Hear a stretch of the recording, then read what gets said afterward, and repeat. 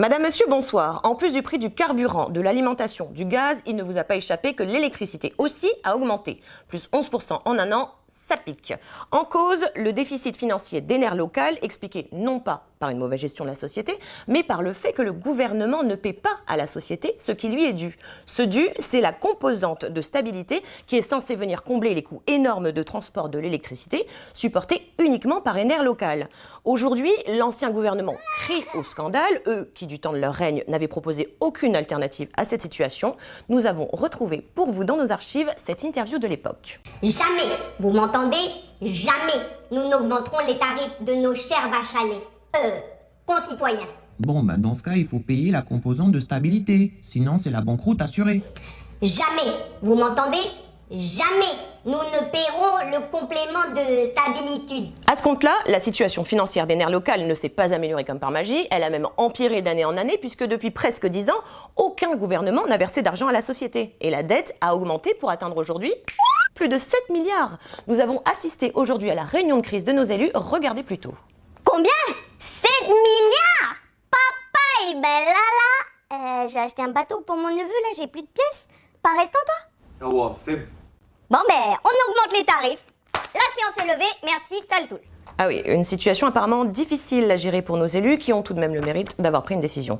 Une décision qui fait mal au porte-monnaie, mais pas pour tout le monde. Nous sommes en direct avec la société concurrente ECE Longines. Monsieur Poul, vous, contrairement à Ener Local, vous n'avez pas de charges liées au transport puisque vous n'assurez que la distribution. Qu'allez-vous donc faire de tous ces bénéfices générés par l'augmentation des tarifs? 1 milliard de bénéfices. On augmente encore les tarifs. Je vais acheter l'hylomètre et ouais.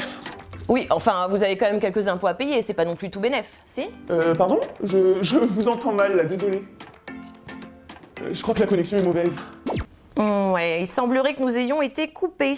Une bonne nouvelle pour certains, on vient de le voir, mais il y a forcément une autre solution. La question que beaucoup se posent, c'est pourquoi est-ce que ces deux entreprises n'envisagent pas une fusion? Ça serait peut-être plus juste.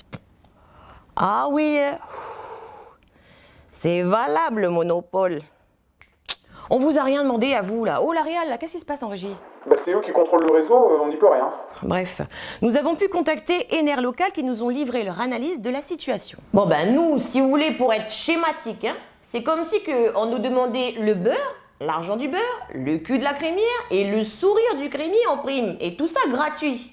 Mais on peut rien dire, le gouvernement c'est notre actionnaire majoritaire aussi. Rien dire.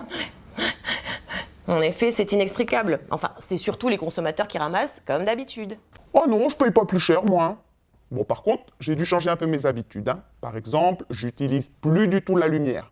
Ça a des avantages. Par exemple, là, je suis en train de faire un cadeau pour le gouvernement, Ener Local et ECE. Mais vous voyez pas. C'est bien, il faut trouver du positif dans chaque situation. Eh oh, qui c'est qui a éteint la lumière là? Je suis encore là, moi. Bah ouais, mais nous aussi, on doit faire des économies, Jocelyne. T'as cru que tu bossais à Caillou la première ou quoi? Bon, je rends l'antenne alors. Bonne soirée à tous.